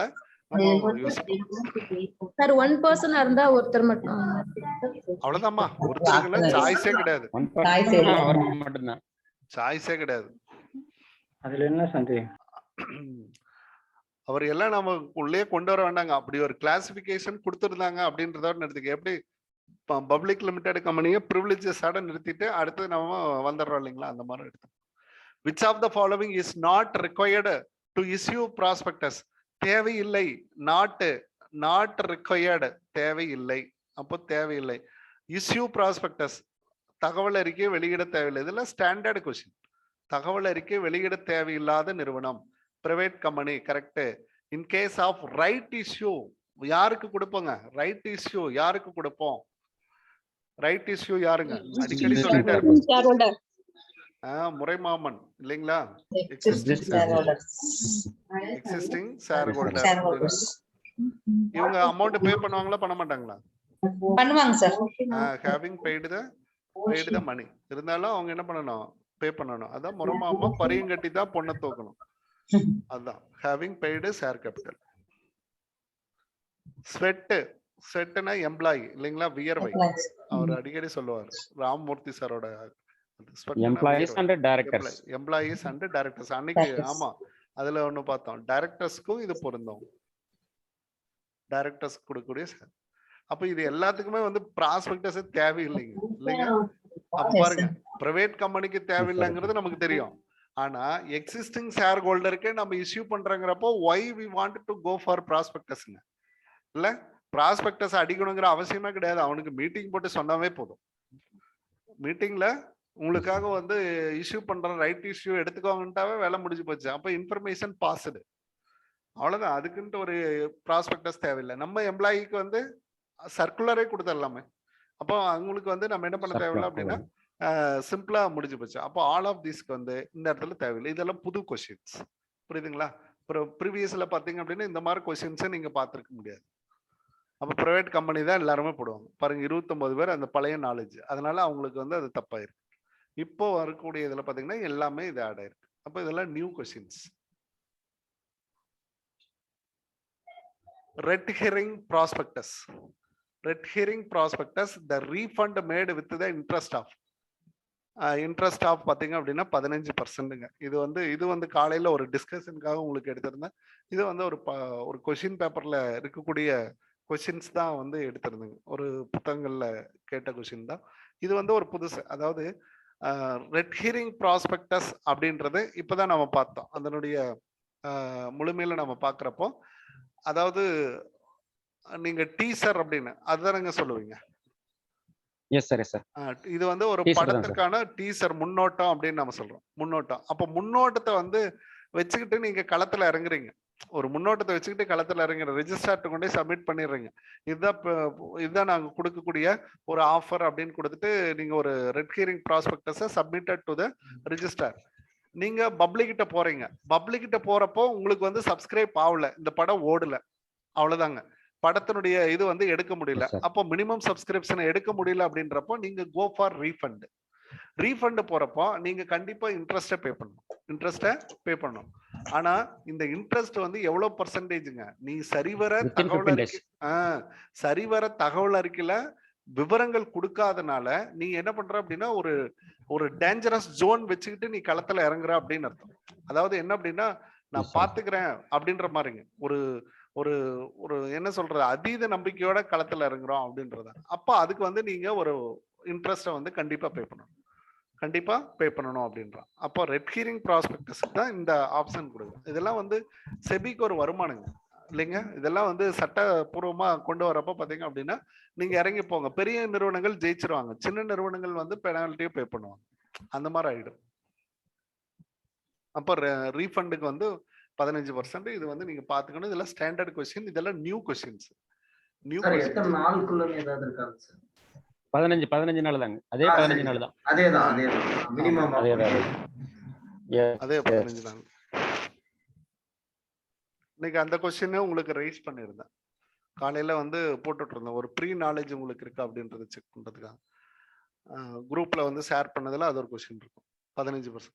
The transfer of shares in case of public limited company is public limited company உடைய ஷேர்ஸ் வந்து ஃப்ரீலி டிரான்ஸ்ஃபர் இல்லைங்க. ஃப்ரீலி எதோ ஒண்ணு இல்ல, எப்போ வந்து ஃப்ரீலி டிரான்ஸ்ஃபர், அதாவது முழுமையாக நாம என்ன பண்ணிக்கலாம், பரிமாற்ற உரிமை நமக்கு கிடைக்கும். பரிமாற்ற உரிமை நமக்கு கிடைக்கும். யார் வேணாலும் வரலாம், யார் வேணாலும் போலாம். மென்மை கம் அண்ட் மென்மை கோ எத்தனை டைம் வேணாலும் வாங்கலாம் வைக்கலாம். ஆமா ஆமா சரிங்க. when this situation உங்களுக்கு எப்ப ஏற்படுங்க, இந்த சிச்சுவேஷன் பங்குகளை மாற்றக்கூடிய உரிமை முழுசா பே பண்ணதுக்கு அப்புறம் உங்க ஷேர் வந்து ஃபுல்லி பெய்டு ஷேர்ஸ் வந்துருச்சு. அடுத்ததுங்க உங்க ஷேர்ஸ் என்ன பண்ணிருக்கணும், listed into the securities market. Stock market அப்படின்னு சொல்றோம் இல்லைங்களா, செக்யூரிட்டிஸ் மார்க்கெட்ல உங்க ஷேர் வந்து லிஸ்ட் பண்ணிருக்கணும். செக்யூரிட்டிஸ் மார்க்கெட்ல லிஸ்ட் ஆயிருக்கணும். அப்ப நீங்க ஓபன் மார்க்கெட்ல நீங்க என்ன பண்ணிக்கலாம் அப்படின்னா பையிங் அண்ட் செல்லிங்க எடுத்துக்க போறீங்க அப்படின்னா, அப்பதான் நீங்க ஒருத்தர் விற்கிறீங்கன்னா தானே இன்னொருத்தர் வாங்குவாங்க. அப்போ ஆட்டோமேட்டிக்கா பாத்தீங்க அப்படின்னா நீங்க சப்ளை கொடுத்தா தானே டிமாண்ட் கிரியேட் ஆகும். நல்லா புரியுதுன்னு பாருங்க. அதுதான் வந்து ஸ்டாக் மார்க்கெட்ல how the price are determined அப்படின்னு பாத்தீங்கன்னா, ஸ்டாக் மார்க்கெட்ல பிரைஸ் ஆர் டிட்டர்மைன்ட் அப்படின்னு நம்ம சொல்லுவோம் அடிக்கடி, ஸ்கூல் புக்லயே இருக்கு. ஸ்டாக் மார்க்கெட்டை பொறுத்த வரைக்கும் பிரைஸ் இஸ் டிட்டர்மைன்ட் பை என்ன சொல்லுவாங்க, supply and demand and supply of demand and supply of securities அப்படின்னு சொல்லுவாங்க. Demand and supply of security. நீங்க எவ்வளவு ஷேரை வந்து உள்ள கொடுக்குறீங்க, அதுக்கு வந்து மக்கள்கிட்ட இருந்து எவ்வளவு டிமாண்ட் இருக்குது அப்படின்றத பொறுத்துதான் உங்களுடைய விஷயங்கள் இருக்கு அப்படின்னு அர்த்தம். இதான். அப்போ நீங்க வந்து என்ன பண்ணல, லிஸ்ட் பண்ணாதான் விக்கிறவங்க உள்ள போவாங்க. அப்போ விக்கிறதுக்கு சப்ளை போகுது, அப்போ வாங்குறதுக்கு டிமாண்ட் வருது. அவ்வளவுதான், சிம்பிள் லாஜிக். இந்த ப்ராஹிபிட்டட் ரெஸ்ட்ரிக்டட் அப்படின்ற ஒரு வார்த்தை, ப்ராஹிபிட்டட் யாருக்கு இருக்கும் அப்படின்னு பாத்தீங்கன்னா, டிரான்ஸ்பரபிலிட்டியே கிடையாது. யாருங்க, பிரைவேட் கம்பெனிக்கு தான் கிடையாது. அது சொல்லிடலாம். அதெல்லாம் நல்ல கொஸ்டின்ஸ், இப்படிதான் நீங்க பார்க்கணும். What is the punishment for directors? Punishment for directors தண்டனை இல்லைங்க. நான் ஒரு தடவைங்கிறது அழுது 2 தடவை அழிச்சு பார்த்தோம் அப்படின்னா மைண்ட்ல அப்படியே வந்து நிக்கணும். தண்டனை அப்படின்னு சொல்லலாம். இயக்குநர்கள் promoters other person misrepresentation of prospectus, தவறுதலான தகவல் அறிக்கையை கொடுத்தீங்க, தவறான தகவல்கள் வந்து தகவல் அறிக்கையில் இடம்பெற்றால் அப்படின்னா 50,000 ரூபாய் 2 வருஷம் இம்ப்ரிசன்மெண்ட். ரெண்டும் சேர்ந்ததுதான்.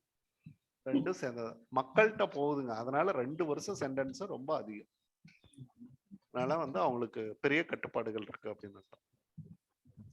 அடுத்து, under which section of the act term company is defined. Company வந்து எந்த செக்ஷன் கீழே டிஃபைன் பண்ணப்படுது அப்படின்னு சொல்லி செக்ஷன் 3 ஆஃப் 1. இதெல்லாம் படிச்சுக்கணும். இது ரொம்ப பேசிக்கான கொஸ்டின், புத்தகங்கள்லயே இருக்குங்க. நமக்கு வந்து ஸ்கூல் புத்தகங்கள்லயே இருக்கு செக்ஷன். அதில் இருக்கக்கூடிய செக்ஷன் வந்து நம்ம கண்டிப்பா படிக்கணும், அதை மிஸ் பண்ணிடக்கூடாதுங்க. இது 12th இருக்கக்கூடிய கொஸ்டின். இதுக்கு ஆப்ஷன் பண்ண வேண்டாம். இதுக்கு வந்து நல்லா பார்த்து வச்சுக்கோங்க. 3 ஆஃப் 1 இந்த மாதிரி கேள்விகளும் நமக்கு வரும் அப்படின்றத பார்த்துக்கணும். எல்லாமே நியூ ஆக்ட் தாங்க, பழைய ஆக்ட் எல்லாம் எதுவுமே கிடையாது. Address of the registered office is situated. ஏஓஏவா எம்ஓஏவா ப்ராஸ்பெக்டஸா? நான் உங்களுக்கு முன்னமே சொல்லிட்டேன். அட்ரஸ் அப்படின்ற வார்த்தை வந்து இருப்பிடம் எங்க இருக்கும், பிறப்பு சான்றிதழ்ல தான் இருப்பிடம் இருக்கும். அப்ப எம்ஓஏ ஒரு பிறப்பு சான்றிதழ், வேலை முடிச்சிடலாம், அவ்வளவுதான். அதுக்கு மேல ரொம்ப எல்லாம் போகாதீங்க. Ultra virus means beyond the power இல்லைங்க. இதுக்கு அப்படிதான் சொல்லுவோம். அல்ட்ரா வைரஸ் அப்படின்னா இதுக்கு வந்து பியாண்ட் த பவர், அதாவது வரம்பை மீறிய வரம்பை மீறிய அதாவது பவர் அப்படின்னா என்ன சொல்லுவீங்க? அதாவது அதிகாரம் இல்லைங்க, வரம்பை மீறிய செயல் அல்லது அதிகாரம், வரம்பை மீறிய அதிகாரம் அப்படின்னு அர்த்தம். வித்தினுக்கு பிரச்சனையே கிடையாதுங்க, வித்தின் பவர் வந்து நமக்கு ப்ராப்ளமே கிடையாது. பியாண்ட் த பவர் தான் அல்ட்ரா வைரஸ். இதுல ரெண்டு இது சொல்லியிருக்கோம், டாக்டரின் ஆஃப் அல்ட்ரா வைரஸ் அப்படின்னு ஒண்ணு சொல்லியிருக்கோம், டாக்டரின் ஆஃப் அல்ட்ரா வைரஸ். அடுத்தா பாத்தீங்கன்னா டாக்டரின் ஆஃப் கன்ஸ்ட்ரக்டிவ் நோட்டீஸ் அப்படின்னு நம்ம சொல்லுவோம். இது வந்து இன்டோர் மேனேஜ்மெண்ட், கன்ஸ்ட்ரக்டிவ் நோட்டீஸ் அப்படின்னு நம்ம சொல்லுவோம். Indoor management like indoor management தான் அதுக்கு கரெக்ட்டுங்க. அதை வந்து நீங்க ஏஓஏன்னு எடுத்துக்கிறீங்க.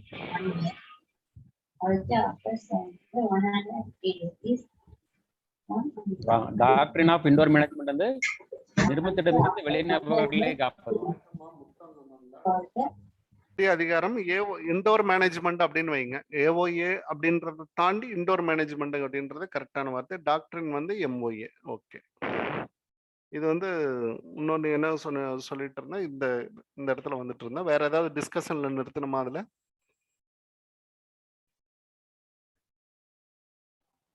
Okay, thank you.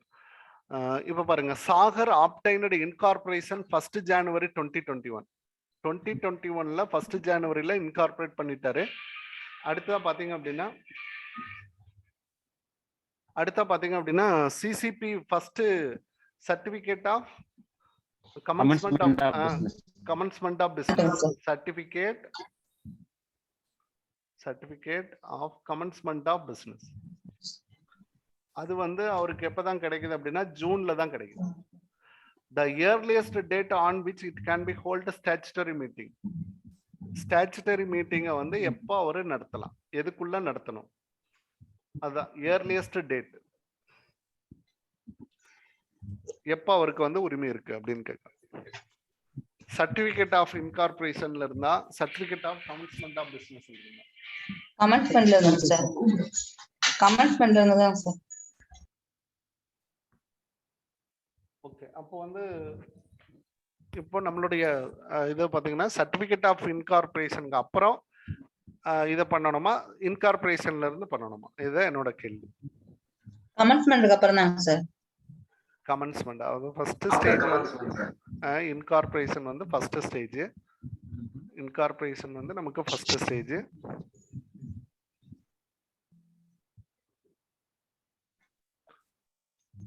ஓகே, அதுக்கப்புறம் வந்து பாத்தீங்க அப்படின்னா அவங்களுக்கு வந்து கமன்ஸ்மெண்ட் அப்பதான் பப்ளிக் செக்டர் கம்பெனிக்கு வந்து ஸ்டாச்சுட்டரி மீட்டிங் யாரு நடத்தணும் அப்படின்னா பப்ளிக் செக்டர் கம்பெனி தான் நடத்தணும் இல்லைங்க? பிரைவேட் செக்டர் கம்பெனி வந்து நடத்தணுங்கிற அவசியம் கிடையாது. அதனால இந்த சிசிபியினுடைய அவசியமே வந்து இந்த பப்ளிக் செக்டர் கம்பெனிக்கு தான் வருதுங்க. அதனால பாத்தீங்கன்னா அதுல இருந்து எவ்வளவு டேஸ் வந்து இயர்லியஸ்ட் அப்படின்றத நீங்க பார்க்கணும். எவ்வளவு டேஸ் வந்து அவங்களுக்கு இயர்லியஸ்ட் எப்ப இருந்து தொடங்குது அப்படின்னு பாத்தீங்கன்னா அதுல இருந்து ஒரு மாதத்திற்கு பிறகு 6 மாதத்திற்கு உள். அப்போ இப்போ வந்து அவனுக்கு ஜூன்ல 1 ஜூன்ல வந்து கமன்ஸ்மெண்ட். அப்போ 1 ஆகஸ்ட்ல இருந்து அவனுக்கு என்ன கிடைச்சிரும் அப்படின்ட்டா அந்த நடத்தக்கூடிய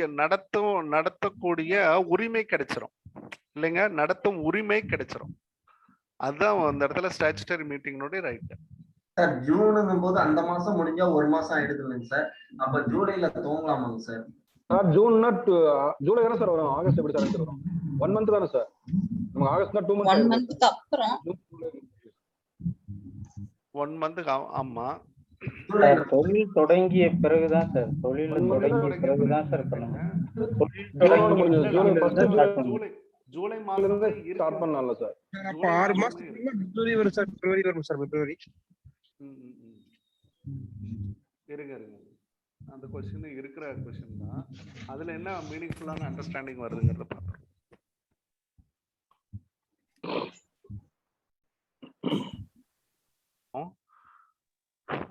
இதுல பாருங்க, அதாவது சாகர் கம்பெனி லிமிடெட் இதே மாடல்ல இருந்து எடுக்கப்பட்டதான்.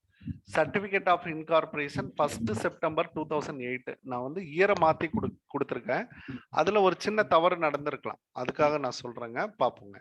the application for incorporation was submitted. இது வந்து அப்ளிகேஷன் அப்படின்றதான், இன்கார்பரேஷனுக்கான அப்ளிகேஷன். இதுல பாருங்க என்னென்னலாம் கொடுத்துருக்காங்க அப்படின்றத சொல்றேன் பாருங்க. The Sagar Limited got its certificate of incorporation 2018. The application for incorporation was submitted 16th August. Okay, அதெல்லாம் ஒன்றும் பிரச்சனை கிடையாது. இப்போ என்ன கேட்டிருக்காங்க, the state the date of which is Sagar Limited came into existence legally. எப்ப இருந்து லீகல் எக்ஸிஸ்டன்ஸ் வரும், நம்பர் 1 பாயிண்ட். நம்பர் 2 பாயிண்ட் பாத்தீங்க அப்படின்னா, the date which will company gets certificate identity number எப்போ வரும். அடுத்தா பாத்தீங்க அப்படின்னா, minimum promoters needed for incorporating public company. Public கம்பெனிக்கு என்ன தேவைப்படும் அப்படின்னு கேட்டிருக்காங்க. அதுல வந்து பாத்தீங்க அப்படின்னா 1 September 2008 Sagar company was game into existence legally அப்படின்ற ஒரு வார்த்தை கொடுக்குறான். இது என்ன அப்படின்னு பாத்தீங்கன்னா, இன்கார்பரேஷன் வந்ததுமே நமக்கு அந்த ஸ்டேட்டஸ் வந்துருது, லீகல் எக்ஸிஸ்டன்ஸ் அப்படின்றது வந்துருதுங்க. அடுத்தது 1 செப்டம்பர் 2008 அவங்களுக்கு வந்து அந்த சிஐஎன் நம்பர் அப்படின்றது வந்துருது. பட் இதுல வந்து நமக்கு பிராக்டிஸ்ல என்ன கொடுக்கல அப்படின்னா, அந்த ஸ்டாச்சுட்டரி மீட்டிங்கை பத்தி எதுவும் கொடுக்கலைங்க, லீகல் எக்ஸிஸ்டன்ஸ் மட்டும் வருதுன்னு தான் சொல்லியிருக்கான். இது ஒரு கேஸ் ஸ்டடியில இருந்து எடுத்த கொஸ்டின் தான். உங்களுக்கு அதை வேணா நான் கம்ப்ளீட்டா உங்களுக்கு எடுத்து போடுறேனுங்க. அதாவது உங்களுக்கு கம்ப்ளீட்டா ஒரு இது போடுறேன், அதில் இருந்து மறுபடியும் நம்ம ஐடென்டிஃபை பண்ணிக்கலாம். இந்த கொஸ்டின் இருக்கட்டும், இது மட்டும் அப்படியே இருக்கட்டும். நான் உங்களுக்கு அந்த ஒரிஜினல் கொஸ்டினை எடுத்து போட்டு அதனுடைய ஆன்சரை செக் பண்ணிடலாம். In case of shares the maximum limit of underwriting commission will be. In case of shares the maximum limit underwriting commission, அதாவது ஷேரை இஷ்யூ பண்றப்போ இருக்கக்கூடிய அண்டர்ரைட்டிங் கமிஷன், இதெல்லாம் ஸ்டாண்டர்ட் கொஸ்டின்ஸ். ஸ்டாண்டர்ட் கொஸ்டின்ஸ் வந்து எவ்வளவு லிமிட்டா 5%க்கு மிக கூடாது அப்படின்னு சொல்லியிருப்பாங்க. 5, அதாவது ஷேர் கேபிட்டல்ல வந்து இஷ்யூ பண்றப்ப 5% மிக கூடாது அண்டர்ரைட்டிங் கமிஷன். ஒப்புறுதியா இதுக்கு பேருங்க, ஒப்புறுதி கழிவுங்களா, ஒப்புறுதி 2.5 சார், ஒப்புறுதி கழிவு அதுல கொடுத்திருப்பாங்க 2.5ங்களா, ஓகே ஓகே. இது வந்து ஷேர்ஸுக்கு 5ங்க, டிபெஞ்சராக இருந்தா 2.5 எல்லாமே ஸ்டாண்டர்டான கொஸ்டின்ஸுங்க. அதனால உங்களுக்கு நிறைய டவுட் வர்றதெல்லாம் ஒன்றும் ஆச்சரியம் இல்லைங்க. அடுத்தது பாருங்க, the person who is holding share warrant, யாரு ஷேர் வாரண்ட் வச்சிருக்காரோ, ஷேர் வாரண்ட் அப்படின்றதுல ஃபுல்லி பெய்டு ஷேர்ஸ் தான் கன்வெர்ட் பண்ணிருப்பாங்க. ஃபுல்லி பெய்டு ஷேர்ஸ் தான் வந்து கன்வெர்டட் இன்டு வாரண்ட். அதாவது ஃபுல்லி பெய்டு ஷேர்ஸ் எல்லாமே நமக்கு எங்க எலிஜிபிள் ஆகும் அப்படின்னு பாத்தீங்க அப்படின்ட்டா, டிரான்ஸ்பரபிலிட்டிக்கு எலிஜிபிள் ஆகும். டிரான்ஸ்பரபிலிட்டி அப்படின்னு நம்ம சொல்லுவோம். எதெல்லாம் டிரான்ஸ்பரபிலிட்டி வருதோ அந்த ஸ்டேஜுக்கு அப்புறம் நம்ம கன்வெர்ட் பண்ணோம் அப்படின்னா அது வந்து நெகோசியபிள் இன்ஸ்ட்ருமெண்டா மாறிடும். ஷேர் வாரண்ட் அப்படின்றது ஒரு negotiable instrument. Am I correct or not? Yes sir. இதுங்களா, நெகோஷியபிள் இன்ஸ்ட்ருமெண்ட் தான் சார். ஃபுல்லி பெய்டு ஷேர் எல்லாமே டிரான்ஸ்பரபிலிட்டி, அதாவது ஷேர் வந்து நீங்க பரிமாற்றம் செஞ்சுக்கலாம், வாங்குறது விற்கிறது செஞ்சுக்கலாம். எப்போ வந்து உங்களது வந்து ஒரு ஷேர் வாரண்டா மாறுதோ, கன்வெர்ட் பண்றோமோ, அதாவது வாரண்ட் அப்படின்னு நீங்க கன்வெர்ட் பண்ணிட்டீங்க அப்படின்னா இந்த ஷேர்ஸ் தான் நம்ம பண்ணுவோம். ஷேர் வாரண்ட் ஆயிடுச்சுன்னா அது நெகோசியபிள் இன்ஸ்ட்ருமெண்டா வருது. அதாவது மாற்றுமுறை ஆவணம் அப்படின்னு சொல்லலாம். மாற்றுமுறை ஆவணம், இந்த ஆவணத்தை வச்சு நீங்க என்ன பண்ணிக்கலாம், கடன் வாங்கிக்கலாம் இல்லைங்க, கொலாட்டரலா யூஸ் பண்ணிக்கலாம், கடன் வாங்கலாம், கொலாட்டரல் கடன் வாங்குறது இதுக்கெல்லாம் பயன்படுத்திக்கலாம். அண்டர்ஸ்டாண்டிங் ஆமா, யாரு கையில இருக்கோ அவங்களுக்கு வந்து இந்த ரைட்ஸ் ஆட்டோமேட்டிக்கா போடும். அப்போ யாருகிட்ட வச்சிருக்காங்க, பீரர் டாக்குமெண்ட், அதுதான் கரெக்ட். பீரர் டாக்குமெண்ட் வந்து இதுக்கு வந்து இம்பார்ட்டன்ஸ் வச்சிருக்காரு. ஷேர் வச்சிருக்கிற எல்லாருமே வந்து ஓனர் கிடையாது. நல்லா புரியுதான்னு பாருங்க. ஷேர் வந்து நீங்க என்ன பண்ணிருக்கலாம் அப்படின்னா ஓனர் கிடையாது, அதுல யாரு பேர் இருக்கோ அவருதான் ஓனர். பட் ஷேர் வாரண்ட் வந்து வச்சிருக்கிறவங்களே வந்து ஓனராக கருதப்படுவாங்க. வாரண்டை பொறுத்த வரைக்கும் ஷேர் வாரண்டை வந்து பியரரே வந்து ஓனராக கருதலாம். ஏன்னா அவர்கிட்ட இருந்து மாற்று முறை ஆவணமா வாங்கியிருப்பாரு, பேங்க்ல கொண்டே டிஸ்கவுண்ட் பண்ற மாதிரி. அப்போ பியரர் இஸ் கால்டு பேங்க் அப்படின்னு அர்த்தங்க. அப்ப இந்த இடத்துல பாத்தீங்கன்னா holding share warrant will be the days of the company. அப்போ வைத்திருப்பவரை நம்ம என்னவா எடுத்துக்கலாம், ஷேர் ஹோல்டர்னு எடுத்துக்கலாம். அவரு வந்து வித்துட்டாரு அல்லது அடமானம் வச்சுட்டு போயிட்டாரு அந்த மாதிரி பொருள்படுங்க அது. அதனால வந்து நீங்க ஷேர் ஹோல்டர் வைத்திருப்பவரை இந்த இடத்துல ஹோல்டிங் யார் வச்சிருக்காங்களோ அவங்களையே நீங்க ஷேர் ஹோல்டராக கருதலாம், தப்பு கிடையாதுன்றான். Will be a shareholder இல்லைங்களா, will be a shareholder, share ஹோல்டராக இருக்கலாம். ஷேர் வாரண்ட யார் வச்சிருந்தாலும் அவங்க ஷேர் ஹோல்டர் அப்படின்னு.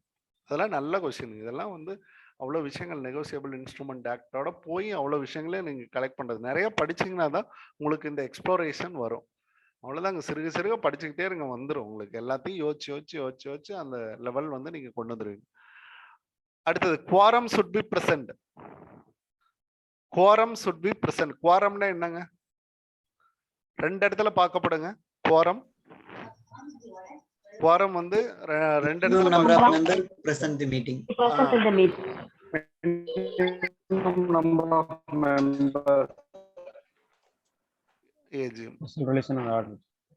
சரி.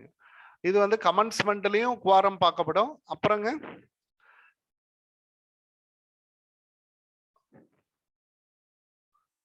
ரெசல்யூஷன் இல்லைங்களா, என்ன ரெண்டு ரெசல்யூஷன் வருங்க சார். ஆர்டினரி ரெசல்யூஷன்ல 51%, ஸ்பெஷல் ரெசல்யூஷன்ல 70%. அப்ப ரெண்டு இடத்துலயுமே நீங்க என்ன பண்ணணும், குவாரம் அப்படின்றத பாத்துருங்க. ஃபர்ஸ்ட் வந்து மீட்டிங் தொடங்குறதுக்கே குவாரம் அப்படின்றது வேணும். குறைந்த அளவு உறுப்பினர்களுடைய எண்ணிக்கை பிரசன்ட் ஆயிருக்கணும்ன்றான். சரிங்க, அப்படி பிரசன்ட் ஆகக்கூடிய இந்த குவாரம் போர்டு மீட்டிங்னா எவ்வளவு பேருங்க? 51%. குவாரம் அப்படின்றத எவ்வளவு பேர் சொல்லுவீங்க? 2 members சார். போர்டு மீட்டிங்ல ஆமா 3 டைரக்டர் இருந்தாவே வந்து ஒரு போர்டு மீட்டிங் கன்வீன் பண்றோம். அப்படியே 2 பேரும் வந்துடுறாங்க. அப்ப மினிமம் 3ல 2 பேர் இருந்தாவே குவாரம் ஆயிடுது. 2 minimum number of directors board meeting, board of directors அப்படின்னு எழுதிருக்கேன். Sir 1/3 வராதுங்களா sir? இல்ல இதுக்கு வந்து 2 பேர் போர்ட் ஆஃப் டைரக்டர்ஸ் மீட்டிங்ல 1/3 இல்ல, டோட்டல் எவ்வளவு டைரக்டர்ஸ் இருக்காங்களோ அதுல 1/3 அப்படிங்கிறது. ஆமா, ஃபர்ஸ்ட் வந்து 2 பேர்த்த பாருங்க. ஃபர்ஸ்ட் வந்து 2 பேர்த்த பாருங்க. அதுக்கு அப்புறம் வந்து போர்ட் ஆஃப் டைரக்டர்ஸ்ல இருக்கக்கூடியவங்கள 1/3 நீங்க பாருங்க டோட்டல். அதாவது இது வந்து மினிமம் 3 பேர் இருப்பாங்க இல்லைங்களா? Yes sir. 3ல வந்து 2 பேர் 2 டைரக்டர்ஸ், 3 பேர்ல 2 பேரை பாத்துறோம்னா அதுக்கப்புறம் டோட்டல் மெம்பர்ல நீங்க 1/3 பாருங்க. 2 பேர் இருந்தாவே நீங்க ஆரம்பிச்சிடலாம். இதுல பப்ளிக் பிரைவேட்டுக்கு டிஃபரன்சியேஷன் இருக்குங்களா சார்? அந்த இதுல பாருங்க, குவாரமே நம்ம இதுல தனியாவே கொடுத்திருப்பாங்க. குவாரமே பாத்தீங்க அப்படின்னா மெட்டீரியல்ல கொடுத்திருப்பேன், செக் பண்ணி பாருங்க. அதுல பாத்துக்குங்க கமெண்ட்ஸ். ஏஜிஎம் பொறுத்த வரைக்குங்க, ஏஜிஎம்ல எப்படி குவாரம் எப்படிங்க? Minimum 5 members sir. Minimum 5 members, அதாவது 500 வரைக்கும் 5, 500 to 1000 அந்த அண்டர்ஸ்டாண்டிங்காக தான் நான் உங்களுக்கு கேக்குறேங்க. இது வந்து லாஸ்ட் 2019 டிஆர்பில கேட்கப்பட்ட ஒரு கொஸ்டினுங்க. 2019 டிஆர்பில இத வந்து கேட்டிருக்காங்க இல்லைங்களா? 500 மெம்பர்ஸ் இருந்தா 5 பேருங்களா? சொல்லுமா அப்படியே மெட்டீரியல் இருக்குங்க sir. Yes sir, yes sir. 500 இருந்தா 5 சார். ஓகே. இல்ல 1000 இருந்தா 1000 இருந்தா 1000 இருந்தா 5. சரிப்பா. 1000 to 515. 1000 to 500 இல்ல, அதாவது 1000 to 500 sir. 5000 sir. 5000 sir. 1000 to 5000. 1 to 5000 5000 வந்து 15 சார். above 5000 வந்து 13 சார். 15 5, 15, 30 above அதான் 5000. number of members. above 5000 வந்து 5000 members. 13 சார். மெம்பர்ஸ். அப்ப இந்த குவாரம் வந்து நீங்க எப்பயுமே லிமிட் பண்ணிக்கணும். 5 பேர் இருந்தாவே நீங்க என்ன பண்ணிக்கலாம் அப்படின்ட்டா பண்ணிக்கலாம். அதாவது உங்களோட மெம்பர்ஸ் எவ்வளவு பேர், 1000 மெம்பர்ஸ்க்குள்ள இருக்கக்கூடிய ஒரு கம்பெனினா மினிமம் 5 பேர் இருக்கணும் அப்படின்றத பிரசன்ட் பண்ணிக்கோங்க. 7 பேர் தான் உங்க கம்பெனிலேயே இருக்காங்க. 7 பேர் யாருங்க? Minimum number of shareholder இல்லைங்களா? 7 பேர் இருக்காங்கன்னா 5 பேர் கண்டிப்பா பிரசன்ட் ஆகணும். ஏமா கரெக்டா நாட்டுங்க? Yes sir. ஏன்னா 1000க்கு உள்ளதானே வராங்க. 1000க்கு உள்ளதான் வராங்க. அவங்களுக்கு 5 பேரை வேணும். நல்ல நல்ல கொஸ்டின். இதெல்லாம் இது பாத்துக்கோன்னா 5, 15, 30 அப்படியே ஞாபகத்துல வச்சுங்க. 5, 15, 30 2019 டிஆர்பில டச் பண்ணிட்டாங்க. அதனால இன்னும் நம்ம பழைய டிஆர்பி கொஸ்டின்ஸே, அதாவது கம்பெனிஸ் ஆக்டே நம்ம பார்க்க கூடாதுங்க. 2019லயே கேட்டாச்சு. அப்படின்றப்போ ஒய் 2021ல நமக்கு கண்டிப்பா டெஃபினட்டா 2013 ஆக்ட் தான். அதனால அதனுடைய அப்டேஷனோட நம்ம படிச்சுக்கிறதுல தப்பு எதுவும் கிடையாது. அடுத்தது டேஸ் இஸ் த